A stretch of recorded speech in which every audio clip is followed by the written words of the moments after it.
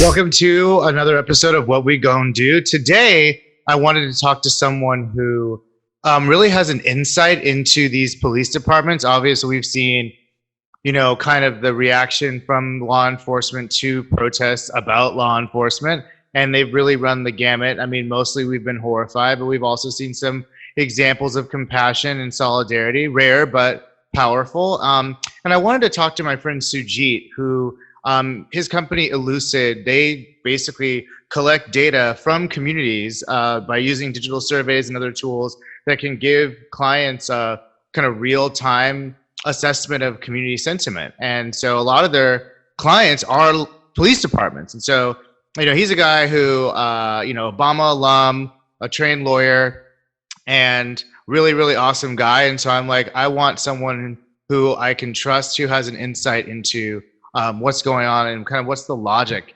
and kind of processes and the data. How are they using this and what are they collecting that can maybe help inform the public as well about what a different relationship with the law enforcement community can look like. Good to see you, man. How are you? I'm okay. You've been following this Lindsey Graham stuff online? I hear that. No, I haven't seen what he's done online, but I do know that he's now neck and neck with his challenger, that black challenger. What's his name? Jamie Harrison. Jamie Harrison, yeah. So what's he saying now? Is he freaking out? He's not saying anything. He's getting outed. As gay? Oh my God, that is fantastic and horrifying. That's how I feel too. I'm just like, well, I mean, he did seem like he was gay, but I was like, I don't even want to think of him sexually, honestly. Totally. And it's like an open... But wait, has someone admitted to sleeping with Lindsey Graham? So there's like... That's the real story. There's this whole thing on Twitter where there's basically somebody who says, he's like, look, like, I haven't been following it super closely, but he's like, I'm a sex worker. It's an open secret that like a prominent Republican senator who always votes for like really homophobic pieces of legislation, like routinely hires sex workers. And so I am inclined to out this person, but I don't know the ethics of it. I also don't want to be the only one. And then I guess a bunch of people DM'd him and was sort of like, yeah, I'll stand by. Girl, let's get it. Let's hold hands and out this bitch. Yes. That's what I'm saying. When you push people to the brink, these hoes will get it together too. They're like, girl, let's go. Yep, totally. Get him.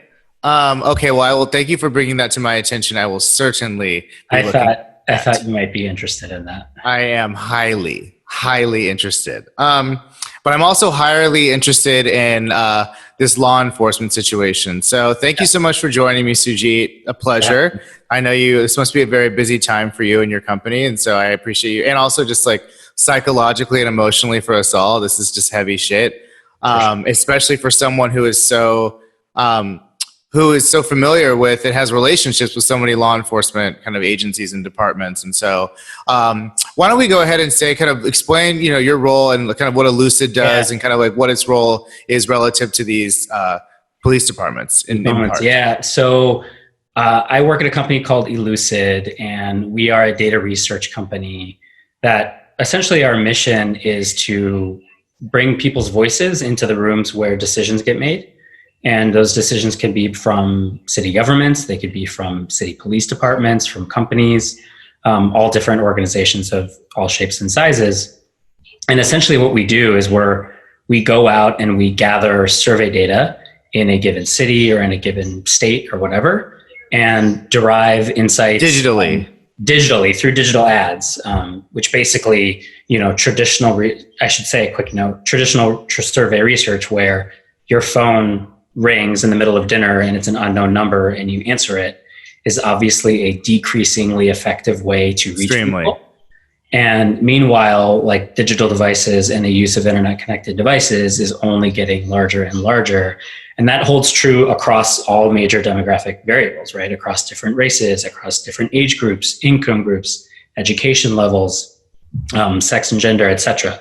And so increasingly, the devices we all carry in our pockets, mine is over there because it always buzzes, are a really good way to reach people where they are and to ask them questions about the things that matter most to them or matter most to their community or whatever. And so ELUCD is a company that basically takes that idea of reaching people where they are and asking survey questions about important issues and providing measures and insights about people's sentiment about important issues to in real time to the people that care about those issues and that are in a position to make decisions related to how people feel.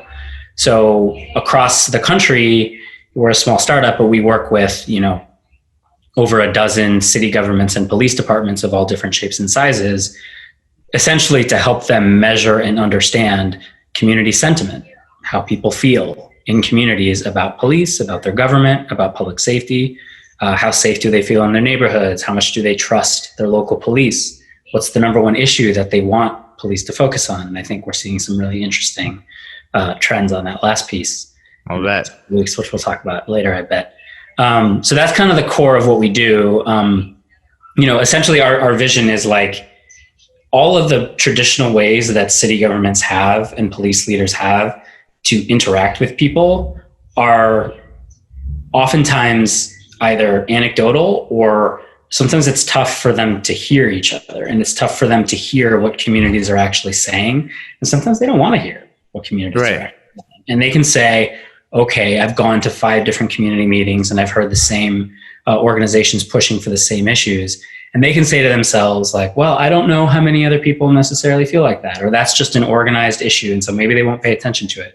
Or maybe it actually is something. And oftentimes I think what we're seeing now is it is something that a lot of people care about. Right. It's not something that people were speaking up about. And so what we try to do is to basically bring the people's voice into the room in a way that, so that people don't have to go to meetings to have their voice heard. So that leaders can actually understand how people feel and can make decisions based on that, hopefully more responsibly. And obviously you have no impact on kind of what they do with that information. Obviously it's up to them to act on it or not, but it's ultimately up to them. I think we encourage them, obviously. I mean, first and foremost, I think the thing that we encourage them to listen, to say like, hey, these are real voices from real people in your communities and they should be heard and you should be paying attention to it and you should be taking actions based on it. One of the things that we often encourage them to do is, city leaders, they have tons of community meetings, they have tons of listening sessions, but as we know, it's not always everybody in the community that shows up to them. Right. I mean, we talked briefly about that now infamous Zoom the LAPD department had, where I think it probably was a little bit more engagement than usual. I would say so. I mean, I think I've been to a few of the LA Police Commission meetings over the years, and just as a spectator, and usually a few dozen people, they go for a couple hours. I think this one that they did most recently on Zoom went for, I don't even know, maybe 5 or 6 hours, just because there were so many people who wanted to be heard and should be heard. And so I do think also the world we're in now, in a world of COVID, where so many face-to-face ways of interacting are either ill-advised or unsafe or outright prohibited. I mean, we think it's more important than ever that government leaders hear from the people that they serve and can be held accountable for the things that people want and the things that people care about. And there's so many things to care about, right? So I think that's also like what we're seeing is I think more engagement total. I mean, people have the time because they are stuck at home all the time, but it's also like people are dying, and like now we're protesting against the very forces that we're discussing. And so I really thought it would be interesting to talk to you about your insights into kind of like how they are making decisions, because I think that most people don't interact with police unless something's wrong, or in this case it's at a protest, which is protesting something gravely wrong, and so you're not really seeing people at their best. Kind of like, how would you assess the overall kind of orientation of law enforcement over these last couple of weeks as you see, or maybe since you began this work? I mean, because obviously these protests and these issues are new, but they're being, kind of coming to a head now. So if you could explain like an arc for people who don't have any experience that. I'll use the last few weeks kind of as an example as somebody who like pays attention to how police leaders and police departments, police chiefs and sheriffs and everybody, somebody who pays attention to how they react to things that are happening across the country in their communities in the news. I've noticed some interesting trends over the past few weeks since George Floyd was murdered. So one is that traditionally, like in months and years past, whenever there's a horrible video of somebody getting killed by a police officer, you will oftentimes see a police leaders of all different stripes, say various things. And oftentimes you'll hear some version of like, well, we want to wait for the facts. We don't want to prejudge. It's important that we investigate. And you'll hear that from district attorneys, from city attorneys, from mayors, from police chiefs, everybody. In contrast, I think once the video of George Floyd sort of got released and went public, the reaction I saw was totally different, where police chiefs of all different shapes and sizes, of all cities big and small, ones that are sort of thought to be more progressive, ones that are maybe not as progressive, or you'd be surprised to think of as progressive, pretty much universally and immediately and unequivocally condemned what happened, right? And they said, like, this is wrong. Those officers should be fired. And this is the part that I thought was new. Anybody who thinks anybody who sees nuance here, you shouldn't be a police officer. Oh, wow. This is like calling each other out was something that was like a new dynamic. And, of course it happens, but like, I certainly never saw it happen in public so quickly, so uniformly, so categorically. And I thought that was interesting. You have like major police organizations, the Major City Chiefs Association is sort of like, one of the interest group or the professional groups for the police chiefs of the largest cities in the country in North America. And they issued an official statement, like condemning what happened and essentially saying the same thing, which is like, if you think there's any ambiguity there, you probably shouldn't. Get out of it. You're in the wrong job. Yeah. And I thought that was like pretty encouraging actually, right? Like, oh, wow, maybe there's, maybe things will go forward. And I think what was disheartening for me as a person was once protests started happening more widely, and when a few of those protests had incidents of violence and looting and things like that, I saw the tone change. And I think like the tone changed where all of a sudden you were hearing less about like the categorical wrong that we had all witnessed and more about like, well, looting is never the way. And of course that's true, but like focusing on the like isolated incidents of that versus the broader like problems of injustice that spurred you to action just a few days before, I was hoping that would be something that's carried forward a little bit more. And, right. I think we're starting to see a little bit more of that maybe in the past couple days, but I think over the past week when there were widespread protests, many of which were being broken up by police or many of which were ending, and we saw videos on social media, we still see them today, of a lot of violent confrontations between protesters and police.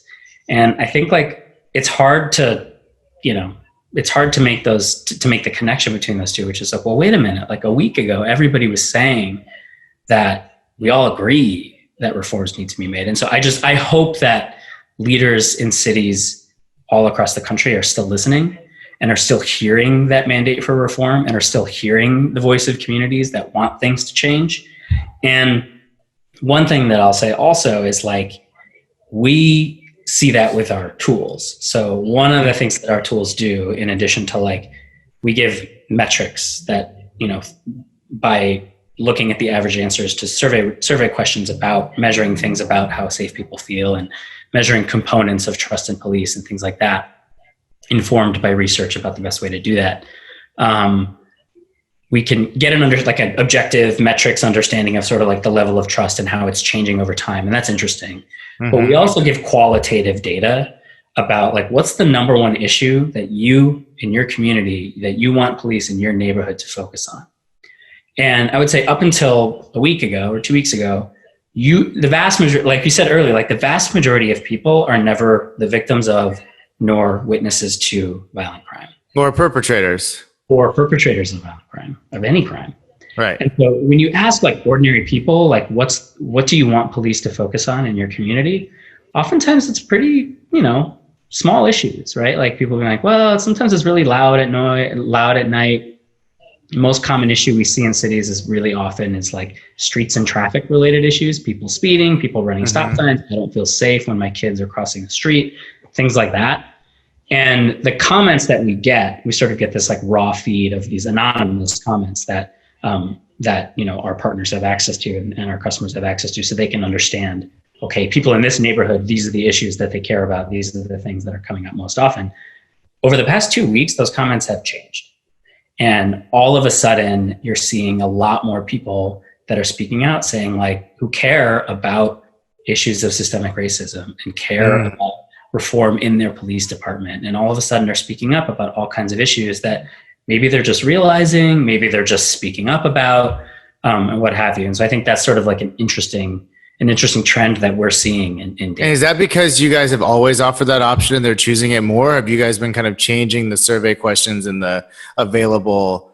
Okay, so this is something that like we always have measured change. It's not like they didn't have the police brutality, racism button before. Exactly. And actually it's open-ended. So it's not even like we're not even. Oh, wow. Oh, okay. No. It's people in their own words. Qualitative. Okay. Right. Purely qualitative. And we have, algorithms that sort of like categorize the comments into the topic that they relate to.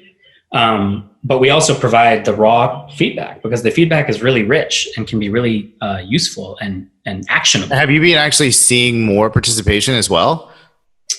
Or does that say it's constant somehow?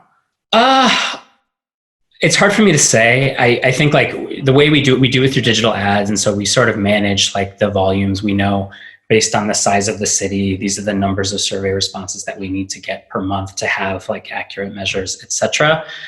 It does feel like it's maybe getting a little easier, but I don't want to speak for that because I don't know the data offhand. Sure. But I mean, absolutely say that the nature of, I've been looking at the comments over the past week, and in cities big and small, there is something different about the nature of the comments for sure. Well, and also I think, there's not just like the city as a whole, but like probably people in Beverly Hills versus people in Compton, or people in, inner like South Bronx versus Midtown probably have very different viewpoints, or like even people who are, I'm not sure if you have a way of not doing it geographically, but like, do you own a business versus like, are you, a young, student? Kind of like, how has this been, how has sentiment, before we get more into the law enforcement, just like, how have you seen sentiment within cities kind of shifting, or has it? What we see traditionally is there's always variations along a few different layers within a city when it comes to sentiment. So one is obviously geography, right? Like different, like you said, like the South Bronx is going to feel differently than people in Upper West Side, to use the New York City example. The same is true in almost every community in America. But there's obviously demographic differences as well, right? Like certain communities are going to have higher or lower trust in police at any given moment. And of course, like that's interesting for people to know. I don't know that it would be earth shattering to learn that there are different, like obviously. But I think what's interesting is when you start to see like how things compare over time in a given city and how things start to change and move. And that's something that we try to help people understand is like, hey, actually, trust is tacking up in this part of the city, or it's tacking down in that part of the city. And so that's something that we try to track. I think we have noticed big shifts recently, especially among young people. And by young people, I mean sort of like 18 to 34. And I think sort of anecdotally, if you look, just missed young, damn. I know, right? Sad. On the other side of that. And if you look at sort of like, I've been out, participating in peaceful protests. And I think like, if you look out just anecdotally of the composition of a lot of protests, like a lot of them in big cities, there's a lot of young people, and so that's reflected in our data. I do think we see that, but it's not limited to that. I think we are seeing shifts in like pretty much all demographics, and absolutely the comments that I mentioned, like even in neighborhoods that are not, essentially Black and brown neighborhoods, right? Like we're seeing people talking about systemic racism, and we're seeing people talking about police brutality. And that is a new trend for sure. Well, I think that, that is really interesting. And it's like, and you can kind of see it just based on, even me without access to your data. Like there's people I know who have never posted anything political, let alone about race. Yep. And they're using words like anti-racist, using words like, systemic, institutional violence against Black and brown bodies. I'm like, Abigail, geez. Yeah. And so I think that that's really easy to see and kind of easy to understand. Yeah. What is harder to understand is that, these protests emerged from a horrific murder that we all saw with our own two eyes, including police. Yeah. And the protests are to combat this kind of like pervasive violence and over policing and brutality from law enforcement. And then the law enforcement shows up to many of these communities and are doing the thing that we are protesting. And so I wonder kind of like, how do you measure, or what is your sense of like the rank and file police officer? I mean, the chiefs might be able to make these statements and say like, this is wrong, but like, they're not on the ground. It's not a bunch of chiefs that are, So what is your sense of that? Yeah, I think it's a really good point. Is one of the things that we've seen in, with George Floyd's killing, as well as what's happening all across the country, is like this disconnect between what chiefs say, believe, do, policies that they change, principles that they put in place, and what actually happens on the ground. And what actually and obviously what matters to people in communities is what happens on the ground, because the interface between the police department and communities is often the officer on the ground. And so I think in Minneapolis, for example, like they have in recent years undertaken a lot of reforms. And I know there's a lot of data about like outcomes there that was, that's not really good. And I heard DeRay McKesson talking about this the other day on a podcast. Just about how some of the outcomes there sort of showed that there were wide disparities. But even just at the level of like policy and oversight and like policy reform in the Minneapolis Police Department, I think to my knowledge, they were a department that like people looked to as like, okay, they've made a number of changes. You had a chief that was, trying to push the department on board. Yeah. And pushing the department in the direction of reform. And I think when you see something like what happened to George Floyd in a place like that, it really drives home the point of like policy and leadership is essential and important, but it's only part of the equation. And so you see a lot of, the activism that's happening this week around policy changes, right? Campaign Zero is a fantastic organization that's really smart on issues of criminal justice reform. And they're talking about this new campaign of 8 Can't Wait, where there's all these different policies that if you put them in place, they have data that shows that it leads to better outcomes and it reduces violence, which is their number one goal, is Campaign Zero. And you see like the smart thing that I think that I'm happy to see as like part of this conversation is like policies are important, but what really matters is how they get implemented. And you got to make sure that like everyone on the ground is on board and everyone on the ground has the incentives to act in the way that we want them to act as members of the community. And so I think like the point about talking about the different, like having all the chiefs say one thing is important, it's necessary, but it's nowhere near sufficient for things to actually change for people on the ground. Right. And I mean, can you give us any insight? I mean, obviously, I don't know how many ride-alongs you're doing or whatever that would give you the insight into the kind of mindset of these police. I mean, obviously they're putting on riot gear. You're not doing that to go to a tea party. You're doing that already kind of like summoning a very combative and kind of adversarial interaction. But I mean, it seems to me like this is like not even in their self-interest. You saw this guy in Buffalo, the 75-year-old man pushed to the ground by a cop, bleeding from his ear. And then many cops just step over this old man. It's like, what is a cop supposed to do except pick up a bleeding old man off the ground? They're not even doing that. So it's just like, what is going on with them? Yeah. If you have any ability to kind of speculate. I'll be honest, I don't. I think I see videos like that and I'm pretty shocked. I don't understand what I'm seeing in a lot of, well, no, let me rephrase. Like, I don't understand what is happening, like, I think like I'm just as shocked as by a lot of the videos that I'm seeing as everyone else is. I have been on ride-alongs with people and like, it shocks me. I would, the things you're seeing in cities big and small all across the country is shocking. Disturbing. And, I think that like, it calls in, it's like, it kind of legitimizes the protest at the same time. Cause you hate that to be the outcome where you're like, you guys are saying this is not a problem. And then now you're proving it again that it's a problem. I think that also like, I almost wonder if like that is what's driving some of what we're seeing in the data, which is people who probably before never said anything and never spoke up and never pushed for and never expressed opinions about issues of systemic racism and police brutality and things like that, where all of a sudden these issues are getting mentioned very often in cities big and small, and so are much more often than they were before.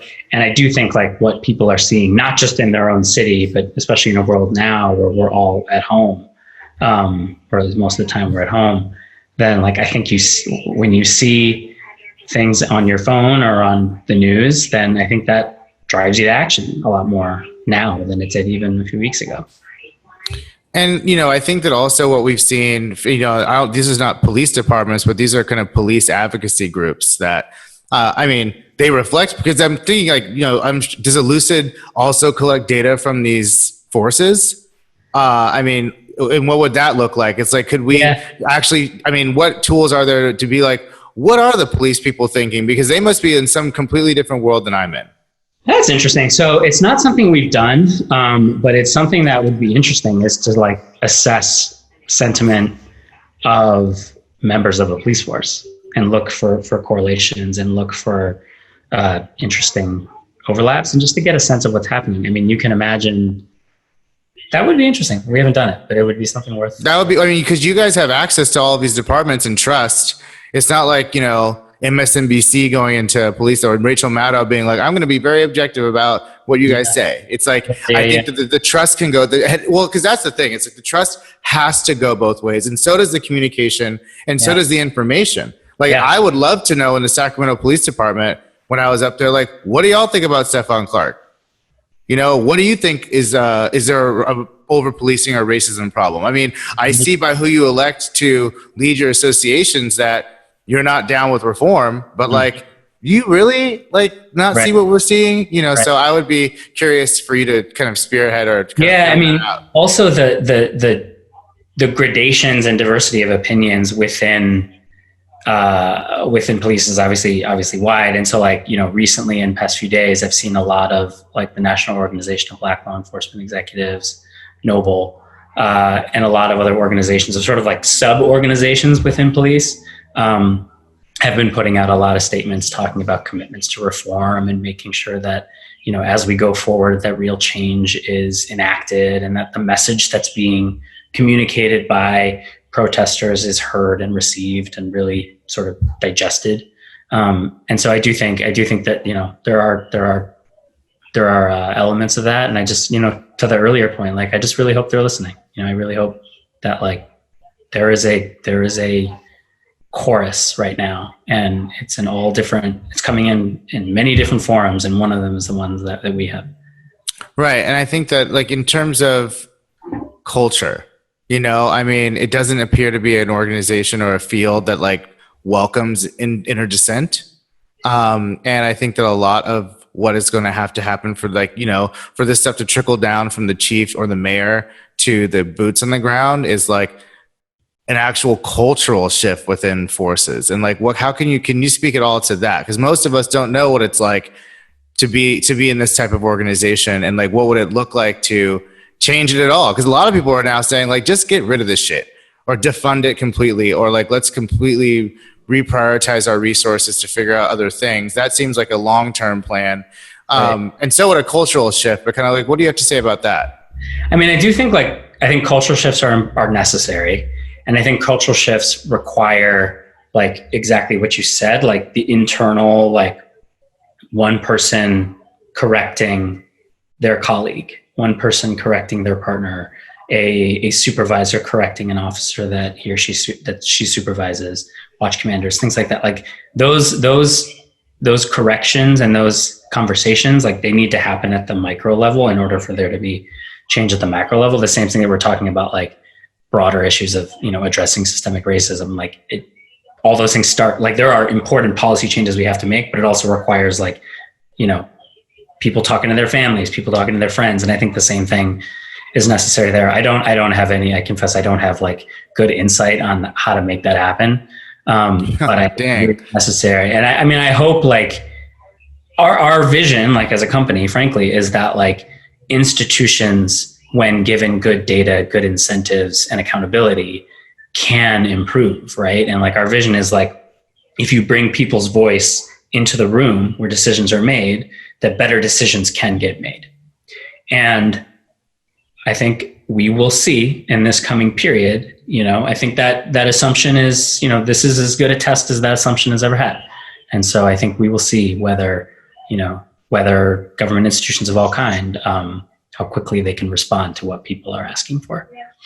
Well, I really hope that, before we go, I wanted to say, I really hope that we can capitalize on this engagement. I mean, I don't know what your plans would be that you'd be ready to talk about now, at least, but now that you've seen all this increased engagement and knowledge and willing to discuss this stuff, is there even more robust ways to not only collect the data, but to bring people into the room? I think that having a bunch of data that's kind of numbers and kind of disaggregated quotes and things is fine. But I think that because the protest is one way of doing it, but it doesn't seem to be an effective tool to reach police. It's actually a better tool at reaching the public, because they're the ones that are seeing these protests and analyzing what's happening. The police are there as a kind of blunt instrument to make sure that certain things don't happen. And typically they're only really got one tool. So that's why you see them using it, banging people on the face. But if there's a way to kind of take the voices and the kind of engagement that these protests represent and then bring them into a format and into a less heightened like what we talked about doing with Pride. It's maybe there's a way we could have a conversation with police virtually that we actually couldn't have in real life because of the emotions involved. Yeah. I mean, I do think that's actually something else that we've seen is by sharing your opinion through a digital survey that's anonymous, there's a level of candor that comes with anonymity that either side maybe doesn't have. And there's also at the same time though, I think to your point, if you are somebody who's faced with uncomfortable information and it comes to you in the form of raw feedback that's in the digital form, your tendency might be to disregard it or maybe not pay attention to it. Or if it's just a score, if it's just a number and it's abstract and it's devoid of context and it doesn't have a story and it doesn't have a person behind it, you might have a tendency to not act on it. And so one thing that I am very interested in right now is how can we as an organization do more to give human context to the data that we see and that the data that we're collecting and the data that we have the ability to give people access to. And so how can we humanize that? How can we put it in context? How can we use it to help, exactly your point, drive further conversations? Can we, you can imagine a traditional old school community meeting where a mayor or a city council member or a police captain or something goes to and has a community meeting and it's just a listening session, right? The 25 people that showed up talk about the issues that are on their mind. Maybe there's some conversation. Maybe they tell them some data about here are the crime stats. And then everyone goes on their merry way. Does anything actually change? I don't know.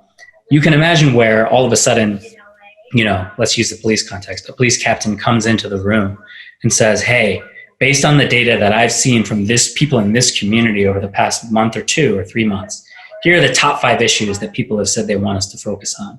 Here are the things we're doing to address those issues, or here are things that we've done that we think serve those issues. Now let's have a conversation. What else should we be doing? What's not working for you? What can we do better? And then communicating the conversation that happens in a room of 30 people to the rest of the community. Right. And all of a sudden, data from voices from the community can be used to actually inform what happens there. And I do think there's power there that we can be a part of. Well, I was gonna suggest there's nothing but out of work actors right now. So I mean, I just imagine you saying hey guys, here's 32,000 comments from Minneapolis. Each of you read 600, and I mean, you could right. Is, I don't know if this is a practical thing, but I mean, it would obviously be a much less large sample of comments, but you could literally have people reading for other people. They could still be anonymous, but they could still be expressed by a human being. It could be. And I also wonder if some people are actually willing to not be anonymous, right? Sure. No, I want my name in my email. I want someone to follow up with me. Right. I want accountability for myself and for you. And for you. I want you to know that I'm a person in your community that you see and that you serve. And this is my face and this is my name and this is my opinion. And I want you to respond. Is that an option right now for ELUCD? Could I say Trey Borden said this? Well, no, not in that sense. But what we do is, if you're a survey respondent and you get one of our ads through, Instagram or Facebook or whatever, all the survey data is anonymous. But at the end of it, we do say like, hey, if you want to provide your email to be contacted for potential follow-on research in the future, then we offer people the chance to do that. As well as in a couple cities, we're also saying, hey, if this was your comment that you submitted, that you said this is what you would like police to focus on. If you would like to follow up, or you would like to be followed up with by actual police personnel, you can enter your email here and we will pass that on for you as well. And so we're not doing that at scale. We're doing it in a couple cities as an experiment. We started a couple months ago. Well, thank you so much for your time, Sujeet. Before we go, can you actually just list the cities that you're active in right now and where you might be looking to be active in the future? So where we're looking to be active, I mean, really it's any city that's larger than 40 or 50,000 people. And we are serving communities as small as like Redondo Beach here in Southern California. We're working in Chicago and Seattle, Washington, DC, Grand Rapids, Michigan. So a lot of different size cities and communities. And here in LA as well? Not in LA, in a couple other cities in Southern California, and then also cities in Colorado Springs, Birmingham, Alabama, folks like that. So you're not in New York, LA, like properly? You're in New York. Yeah, you're in New York. Okay. Well, good. Well, these are departments that affect a lot of people's lives. So I'm glad that at least you got your foot in the door and hopefully kind of like, growing a relationship. I mean, as someone who is highly skeptical of law enforcement at this point, I don't envy you, but I do think it's important for people like you to actually be in communication with them, because it takes not just them, it takes ELUCDs and it takes Trays and it takes, everybody, essentially to be kind of invested in an outcome for change. Yeah, I mean, I'm someone who's skeptical of a lot of things as a general matter, and so I think but I do think trying to bring voices into the room is something that I have always firmly believed in, and I still believe in. And of course, I continue to believe in that. I think, our challenge as an organization is how can we in this moment do more to drive progress? And how can we not just be a bridge between, how can we not just be someone who, hey, we have this information, here's this information, but to your point, how can we help them make use of it more robustly and more in a direction of justice? Well, that's great. Well, we'll all see kind of how it works out, and we'll keep our eye on you, and I'll, obviously be in touch. So thank you so much for your time, Sujeet. This has been great. Thanks for having me, Trey. Anytime. Stay safe out there. Likewise. Talk to you soon. All right. Bye. Well, that was Sujeet Rao with ELUCD. That's ELUCD. So I think that for me, some takeaways of that are: answer these questions. Make your voice heard. I mean, a lot of us are not, we're still in a pandemic. Going out to protest is not safe for everyone. I mean, anyone maybe, but, maybe not protesting is actually long-term less safe, because, if we don't change some of this shit, we are going to be in big, big trouble, especially if you look like me. So I encourage anyone who can go out there to still do that. But, taking advantage of these tools is something really interesting. And I think that, the potential for kind of digital kind of data collection, both from the public to kind of get a real sense of where you're doing well and not, that is what these police departments truly do need. It shouldn't just be protests that they can maybe discredit or kind of point to as illegitimate or violent. That is how we give our feedback, or sparsely attended community meetings. I think this is a really interesting platform that could go that could provide much more insight. But also, I do think that it's interesting to think about we don't know police officers. I don't know what my local precinct roster is. Even that, I'm not even sure if that's publicly available. Probably they're city employees. But I do think that the idea that we could actually be more widely understanding how cops feel, and not just because of the people, oftentimes very awful people that they elect to kind of lead their unions or lead their associations or prevent any reforms from happening. That person's extreme, and their whole priority is to resist reform and police accountability. That's literally their job. But that person also is probably not totally representative of the actual feelings of the police forces. So I'm curious to see if they actually do pursue any ability to kind of survey the departments. Now, whether they'll be open to it or even legally they can be open to it, that's another matter. But thank you so much again for joining us, Sujeet. This has been another episode of What We Gonna Do. I'm Trey Borden, and keep checking back. I mean, things are happening every day, and we're going to be trying to tackle as many of them as we can. So thanks.